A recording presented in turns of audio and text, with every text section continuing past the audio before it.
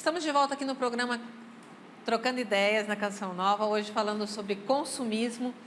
E a gente hoje quer aproveitar o tema do consumismo e falar que você pode também dar um presente de Natal sem ser muito consumista, mas os presentes que evangelizam. A Canção Nova tem a proposta de encerrar esse ano sem dívidas, contando com a sua ajuda. E o Dunga e a Eliana Ribeiro têm um recadinho para vocês. Vamos acompanhar? Olá! Você que colaborar com R$ 25,00 ou mais através do boleto extra, você estará ganhando o direito de receber no seu computador um link que vai trazer para você 5 livros digitais e 10 palestras. Tudo isso para ajudar o projeto da M Almas. Tudo isso para fechar este ano sem dívidas. Você é canal da providência de Deus para essa obra. Nós contamos com você. Meupresente.cançãonova.com é o site que você vai entrar e saber mais de tudo isso que está acontecendo neste mês de dezembro. E ao final de tudo, quem vai ganhar o presente mesmo é você. Tá aí, então, uma oportunidade para você ajudar a Canção Nova a encerrar esse ano sem dívidas e ser presenteado. Vamos e convenhamos, né? R$ 25,00 por 15 produtos, tá? De bom tamanho, para um bom consumista espalhar isso daí para muitas pessoas. Vamos lá, continuando. Kátia, tem alguma pergunta? Tem sim. Que eu tenho várias aqui. Aqui, ó. Às vezes compro coisas que não necessito, apenas por achar bonito ou por impulso. Queria saber como controlar esse estímulo de adquirir produtos que às vezes não preciso. Esse descontrole, aí faz até uma pergunta, né? Esse descontrole pode afetar no meu relacionamento amoroso? É seu, Elaine. Vai que é tua. Pelo seu olhar, né, meu? Mas vamos lá. Essa pergunta que é o freio, olhe e fala, por que eu estou comprando aquilo? Eu estou comprando esse objeto, essa roupa, essa maquiagem, em substituição ao quê? Talvez na hora ela fala assim, poxa, eu não vou conseguir a tempo fazer essa pergunta. É a mesma coisa que a gente diz para um viciado, né? Você tem que fugir do local... Da oportunidade, Da oportunidade. Porque o processo de compra, no nosso cérebro, o vício está ali naquele mesmo lugarzinho da dependência química, da dependência de jogo, das compulsões. Então, muitas vezes, a primeira orientação fuja daquilo. Então, eu vou deixar de sair de casa? Às vezes, você vai sair de casa, mas vai sair sem o seu cartão, por exemplo. Eu lembro, uma vez eu trabalhei num local que não me pagava, então, efetivamente, não tinha salário. E sempre tem a tentação, né? É o cheque especial, é o limite. Saia sempre, porque se você sai com a possibilidade de você comprar, então, é muito maior. Você pergunta se isso afetaria o seu relacionamento. Eu acho que já está afetando e talvez você já está percebendo que isso está acontecendo. Né? Se é um relacionamento de casamento, talvez você esteja comprando aquilo que vocês não consigam pagar. Até eu lembrava da pergunta lá do outro bloco, que a pessoa casada, com filhos, né? Da onde eu vou tirar dinheiro? E, às vezes, eu tenho que aumentar a minha renda também. Né? Aumentar a minha renda como? Fazendo aquilo que eu sei fazer, talvez. Cozinhando, fazendo unha, arrumando cabelo. Tem tantos empregos na informalidade onde a pessoa consegue se reorganizar. Sim. Mas eu partiria da sua pergunta dizendo o que eu estou buscando ao comprar. E, talvez, quando você conseguir responder essa pergunta... Muitas vezes a resposta vai ser dura, né? Você vai conseguir descobrir o miolo da coisa. Né? Às vezes você compra para parecer bem para a sociedade. Eu compro a marca X ou a marca Y, que a gente falava há pouco, né? Para ter um status. Então, se eu tenho tênis tal, você é bacana. Se você não tem, quantas vezes, por exemplo, as famílias não recebem os filhos dizendo, pai, preciso da mochila tal. Preciso do tênis Y. Por quê? Porque todos os meus amigos têm. Uhum. Então, por isso que a gente fala também que o consumismo ele vem de um impacto social muito grande. Sim. Né? Mas também de causas que nem sempre a gente tem tão claras, assim, nem sempre é tão óbvio. Por isso que, às vezes, esse parar, refletir e ver de onde a coisa está surgindo é importante.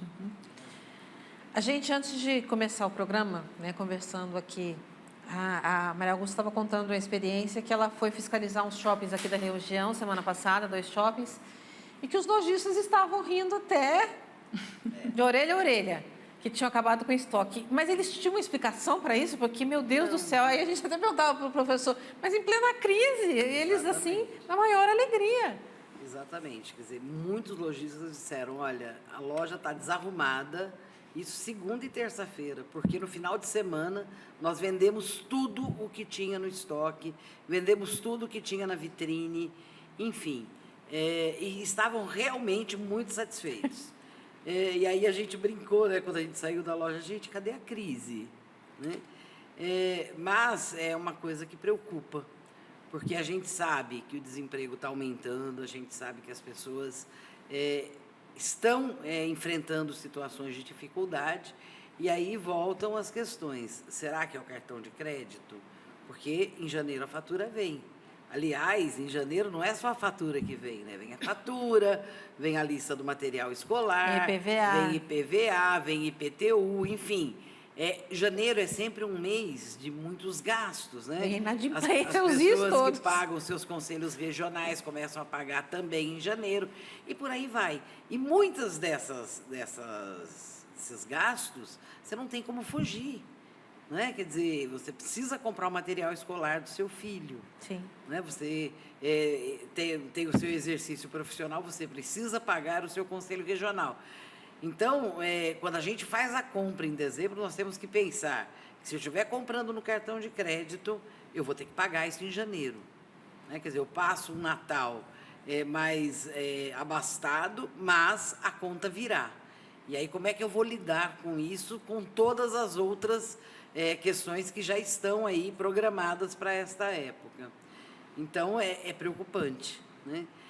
O cheque especial, então, nem se fala, né? Quer dizer, e aí não tem muito como fugir, porque, em geral, você tem o seu cheque especial e o seu cartão de crédito no banco onde você recebe seu pagamento. Sim. Então, eles não vão perguntar se você tem outras dívidas, eles simplesmente vão tirar da sua conta aquele valor. Ali já é automático, né? Já debita. Né? Aliás, o PROCON costuma dizer isso, procure ter o seu cartão de crédito no banco que não é o que você recebe. Por quê?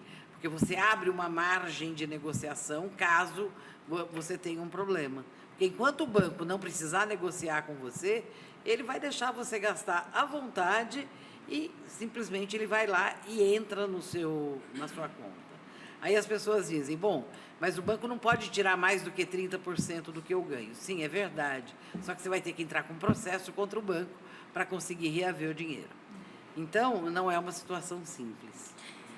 A gente você falando de cartão de crédito no banco, e eu também comentei com vocês aqui, acho que nos intervalos, as facilidades hoje que a gente tem para ter os cartões das lojas, próprios das lojas. Então, você vai no shopping, tem várias lojas dessas lojas populares, todas têm cartão.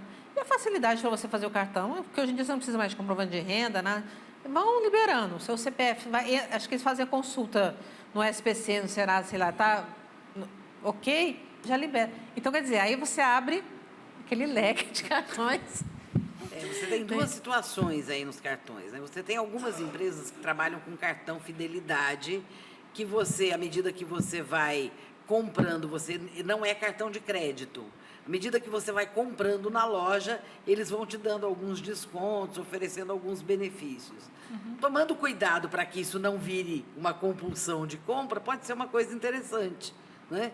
Agora, a maioria das lojas, ela não tem cartão. Ela tem uma administradora de cartão que usa a sua bandeira para vender cartão de crédito. E aí a pessoa tem do supermercado, da loja, do açougue, da padaria. E quando vai ver isso, ela tem 20 cartões de crédito, ela se divide em um, aí ela saca do outro para cobrir aqui e por aí vai. E aí a bola de neve está instalada na vida dessa pessoa, sem sombra de dúvida. É uma dança das cadeiras sem fim, né, professor? É complicado. Inclusive, da pergunta ali da mocinha, né? Quer dizer, a Elaine falou direitinho, com muita propriedade. Realmente, eu tive até uma amiga minha que, agora há pouco tempo, ela virou para mim e falou assim, Laureano, eu não consigo ir no shopping sem não comprar alguma coisa. Sabe o que eu falei para ela? Não vá ao shopping. Simples assim. não é o caso dela lá, né? Então não tem jeito. O que é o shopping? O shopping é o local para você gastar. Não tem jeito, tudo é preparado para lá. Aí esses dias ela me contou toda alegre, né? Consegui. Eu falei, que eu fui no shopping e não gastei nada. Mas eu duvido, no mínimo ela deve ter pago estacionamento, deve ter tomado um café, um lanche, alguma coisa, né? Pode não ter saído com uma sacola. E esse consumo aí que ela falou, né? Quer dizer, na realidade também, quem é mais prejudicado com a crise são aquelas pessoas mais carentes da sociedade, né? Que às vezes nem frequentam também o shopping, não é? Então, tem algumas delas, lógico, que vai estar entrando cartão nisso, crédito, mas tem muitas pessoas que têm dinheiro. Tem pessoas que têm, que aliás ganham até na crise. Sim, aproveita, né? Aproveita na crise. Então, infelizmente, isso acontece não é só aqui, né, no mundo inteiro. Então, quem paga sempre a conta realmente é aquele que tá, né, que ganha menos. Esse realmente aí ele está sem nada. Kátia, alguma pergunta? Gostaria de saber se dívida do cartão de crédito, além de levar o nome do devedor ao SPC, toma bens da pessoa. Não, não pode. Não existe a possibilidade da dívida causar aí o confisco de uma casa ou de um carro. Não existe essa possibilidade. A dívida sozinha. Agora, pode, dependendo da situação, a empresa entrar com um processo e aí a pessoa ser notificada. Tem todo um trâmite processual, né? Quer dizer, ela se apresenta ao juiz, ela diz qual é a situação e aí, no final, por exemplo, ela assume judicialmente um compromisso de pagamento, não paga, e isso gerar aí um leilão de bens. Lembrando que bens essenciais não podem ir a leilão, né? Então, a casa que a pessoa mora jamais vai poder ir a leilão, a não ser em uma situação.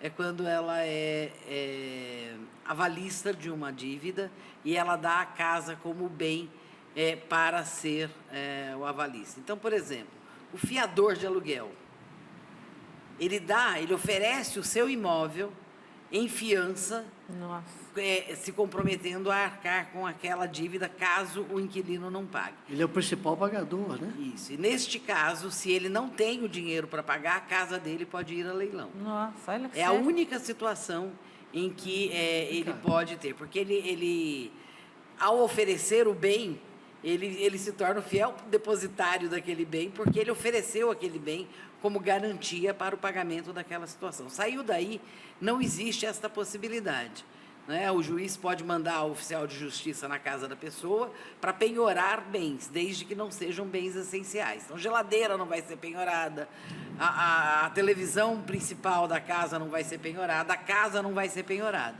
Outros bens podem ser penhorados, mas mediante processo judicial. Quer dizer, nenhuma empresa tem o poder de chegar na casa de alguém e dizer, eu vim buscar o bem. Mas o bloqueio de bens, sim. O bloqueio, por exemplo, da conta... Em algumas situações, mas o bloqueio sempre judicial. Sempre judicial, né? O bloqueio de uma conta em função de uma dívida pode ocorrer, tá? Mas por decisão do juiz. Agora, é importante colocar em questão de dívida, quem está endividado, né? Bastante endividado, é lógico que ele tem que, por exemplo, a primeira coisa é aquilo que eu comentei. As necessidades dele não pode deixar de se alimentar, os filhos, por causa de dívida. Não existe interesse das empresas que você fique nessa situação. Porque, na realidade, aquele cara que está devendo, que está inadimplente, ele é um potencial consumidor. Então, estão fazendo até mutirão, né, de dívida, tirando, não o principal, mas de juros, tirando 50%. Tem gente tirando até 100% dos juros. Então, quem está devendo, vai negociar, vai conversar, faz um planejamento, estica um pouquinho se for necessário. Então, dá para resolver. Se a pessoa quiser realmente, né, direitinho, a pessoa que quer acertar a vida dela, eu acho que consegue. Então, existe essa abertura de negociação de dívida.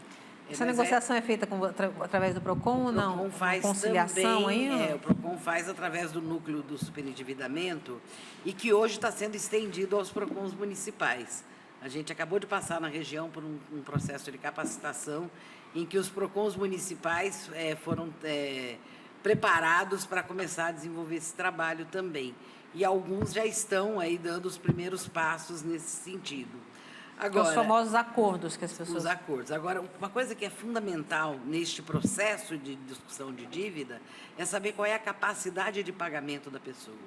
Porque também não adianta a pessoa ligar para todos os seus credores e negociar com todos. E aí ela diz assim, bom, eu ligo para um, eu negocio por R$50 por mês, no outro eu negocio 100. Eu esqueço que eu já negociei aqui com 50. Então, no fim das contas, eu chego no final com 1.500 e eu não tenho capacidade de 1.500 de pagamento todo mês. Então, se for necessário, negocie um de cada vez. Negocia um, terminou aquele, negocia o próximo. E um dia vai acabar. Ah, mas meu nome vai ficar no SPC. Como diz o meu amigo do Procon, que trabalha com isso, em algumas situações, a melhor coisa que pode acontecer para o consumidor é ficar sem crédito. Porque aí o cartão, ele perde a possibilidade de comprar financiado. Faz bem para a saúde emocional. É a melhor coisa que pode acontecer. Por quê? Porque ele para de fazer crescer essa dívida. E o que o Laureano falou é absolutamente verdade. As empresas não têm interesse em que essa pessoa fique impossibilitada de ter crédito. Então, acaba facilitando, mas também fazer o planejamento correto em cima da sua capacidade de pagamento. Eu disponho de quanto por mês? Eu disponho de R$100.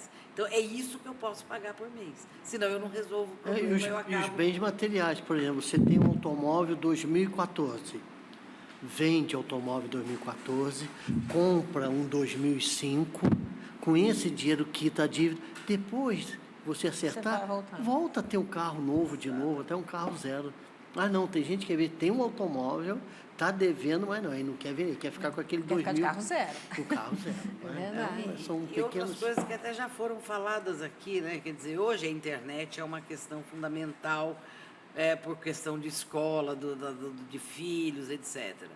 Agora, a TV a cabo, por exemplo, ela é uma questão fundamental para mim. Eu posso abrir mão da TV a cabo por um tempo? Eu posso abrir mão do título de um clube por um tempo? Então, analisar dentro daquelas coisas que eu tenho, do que eu posso me desfazer, principalmente aquelas que têm custo mensal. Sim, sim. Por quê? Porque eu vou diminuindo esse custo e eu posso, então, usar este valor para incluir aí na minha capacidade de pagamento. Na hora que eu resolver o problema, eu posso voltar a ter essas coisas com planejamento, para evitar que a situação se repita. Tá aí, gente, várias dicas. Mais alguma pergunta, Kátia? Sim. Não, eu falei que eu tenho um monte aqui, hein? Vou despejar as minhas. Também não gostaria de se identificar. Eu e meu namorado queremos ficar noivos já há alguns meses.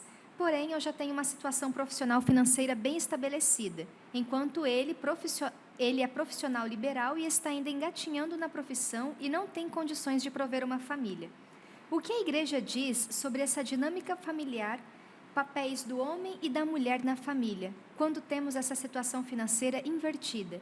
Aí ela diz que ela não gostaria, não é que ela vai deixar de trabalhar, mas casando, ela gostaria de ajudar na casa e não ser a provedora da casa.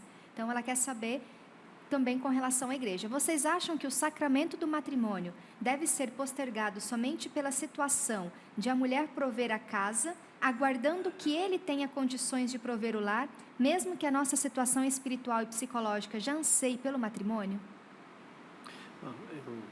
Eu acho que família, família é família, né? Então, hoje em dia, então, é muito normal que os dois estão trabalhando, né? Obviamente, antigamente você tinha isso. Tinha o marido, a mulher, né? Agora mudou, né? E a igreja também está, obviamente, que ela está evoluindo, né? Então, eu não vejo, quer dizer, eu e minha esposa, nós somos uma pessoa só, né? Quando a gente fez o matrimônio, é uma só. Então, ela trabalha, eu trabalho, independente se um é maior ou menor do que o outro. Nós temos nossa conta juntos, né? Tudo Era que a aí gente que eu faz. queria chegar. Exatamente. Nós temos nossa conta junto. Tudo que nós temos é nosso, né? Tá certo? Então, eu não vejo não problema. Tem o meu ou o seu, né? Não tem o meu ou o seu, né? Tá certo? Eu acho que todos dois, agora não sei que você pegue um que fique trabalhando e o outro faça corpo mole. Que a gente conhece uma opção de situações assim, que a mulher está trabalhando e o cara fica em casa. Sim. Né? Agora, se é uma pessoa que realmente está lutando, é liberal, né? Tem a profissão dele liberal, Eu não vejo, né, nenhum problema. Porque às vezes existem profissões que vivem de comissão, né? Então, às vezes, um mês Exato. recebe Eu acho que mais, o questão outro menos. Eu acho que tudo, né? Tem isso Talvez a também. Elaine possa até falar melhor, mas é questão de realmente diálogo, né? De você realmente, a pessoa entender aquilo que está acontecendo e ele tentar melhorar. Então, eu não vejo diferença nenhuma, não vejo isso. Eu não gostaria de prover a casa, né? Não, acho que é uma coisa só, né? Se realmente é matrimônio e é com Deus, eu acho que a gente é uma coisa só. Eu acho, assim, que eu vou dando também um pouco daquilo que eu já estudei de alguns documentos da igreja, que o importante é você ter um caixa comum. Né? É um só corpo, é uma só carne, é um só caixa. Então, independente de quem que abasteceu o caixa ali, não tem esse é o meu, é o seu, eu pago essas contas, você paga aquela. Não, nós casamos, o sacramento do matrimônio, então ele precisa ser vivido em conjunto. Né? E, inclusive na alegria, na tristeza, na saúde, na doença, não é assim que a gente... Então, eu acho que... Isso eu queria ter perguntado, que nosso tempo está terminando, mas para você antes, professor, essa questão da importância que eu vejo que hoje não se dá tanto do casal ter conta conjunta. Eu acho que é até uma união, acho que até une, né? Você fazendo as coisas junto, né? Então, minha esposa tendo, nossa, mãe, então, né? Eu vou fazer alguma coisa, eu falo com ela, vai fazer, fala comigo, ou se quiser comprar também, se não tem problema. Quer dizer, então, é uma união. Olha, eu nunca tive problema nenhum e a gente vive muito bem. 3 minutinhos só, Elaine, eu queria voltar aqui em você por causa disso, porque Ok. eu acho assim, a conversa ela tem que estar muito bem acertada, eles têm que estar até psicologicamente, emocionalmente acertados nisso, né? Para depois não ter esse risco de ficar jogando na cara um no outro, porque eu acho que assim, independente de quem que é provedor, nós somos os provedores da casa, né? Não nós- Mas como que isso, assim, eu acho que na psicologia, porque tem esse lado que o homem é homem... Eu já coloco uma frase que ela traz. Eu não quero ser provedora. Eu não gostaria de ser. Então, embora ela traga que nós já estamos preparados, me parece que essa questão para ela não é tão tranquila assim. Assim, eu não gostaria de ser aquela que sustenta ou que dá a maior parte dos rendimentos. Então, talvez eu questionaria se, de fato, ainda há o preparo ou se precisa esperar um tempinho. mais. Ajustar um pouco mais, porque se há o amor, se há a união, se há esse desejo todo, é mais acertar essa questão emocional, talvez, de Entre entender os nossos papéis, se a gente está disposto mesmo, mesmo que ela seja mulher, e ter mais e contribuir com mais nessa relação, porque esse lance que você colocou do jogar na cara, acontece. Sim. Isso é o Eu pior, casei né? e eu tenho um desejo de deixar de trabalhar porque eu quero ter filhos. Espera aí, mas isso foi combinado antes? Vai dar para fazer isso?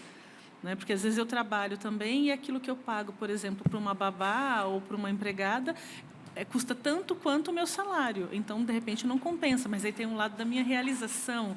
Então, são detalhes na vida de casal que precisam ser muito bem conversados e que, às vezes, só na vida de casal vão se desenrolar. Então, esse é o ponto. Então, trabalhar bem a nossa cabeça, e isso, o casal ele precisa estar sempre em comunhão, né? Conjunto aí, para que a gente possa fazer dívidas, mas também pagar as dívidas juntos.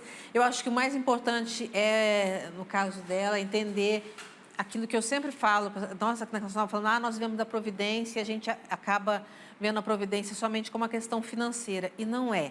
É a maneira como Deus conduz a nossa vida. Isso que é o viver da providência. Então, o seu marido ele pode ser o provedor, porque ele pode ser aquele que vai colher de Deus a maneira como vai conduzir a vida familiar, e não só financeira. Então, a gente saiu um pouco dessa questão financeira, porque isso acaba realmente destruindo, às vezes, muitos relacionamentos, sejam eles, né, matrimoniais, mas às vezes de pai e filho, e assim por diante, que a gente vê tanta briga por herança, por umas coisas que, né, só o pai mesmo para entender isso. Mas está aí, né, e que a gente possa ter ajudado vocês um pouco mais hoje nessa questão do consumo. O consumo, né, consciente, a gente levar sempre em conta as 3 perguntas que o professor deixou para a gente, se é necessário, se eu tenho dinheiro e se tem que ser agora, mas também da gente ir vendo aquilo que nós estamos compensando ou não, enfim. Né, estamos aí em tempo de festas, é Natal, pensamos muito em presentes, mas lembrando, o melhor presente que a gente pode ter e pode dar é o amor. E que o menino Jesus possa mesmo trazer esse amor para todos nós nesse tempo e que a gente possa fazer um mundo melhor. Que hoje o que além da crise financeira, crise econômica mundial, nós estamos numa crise mesmo de amor. Que nós possamos ser abastecidos por tudo isso. Obrigada, professor. Nada, eu que agradeço também, acho que concordo, falta Deus, né? A pessoa desejar um santo Natal para todos, e aí o presente dá dentro das suas condições, não é mesmo? Presente não é a questão do valor, e sim como está sendo dado, então não vai se endividar por causa de presente. Ok. Obrigada, Maria Augusta. Bom trabalho, né? Eu que agradeço essa oportunidade, que é tão importante a gente esclarecer a população, e aí a gente sabe qual é a penetração que esse canal e esse programa tem. Então, agradeço a oportunidade de dar a minha trabalhar a contribuição. educação com as crianças, hein, nessa questão aí. Achei muito interessante esse núcleo aí. Nós vamos voltar nesse assunto. Elaine, obrigada mais uma vez. Muito obrigada. Hein? Kátia, Valeu, tá bem foi preparada ótimo. para o seu casamento? Eu Kátia quero a casa em planilha março, depois. gente. Na planilha, né?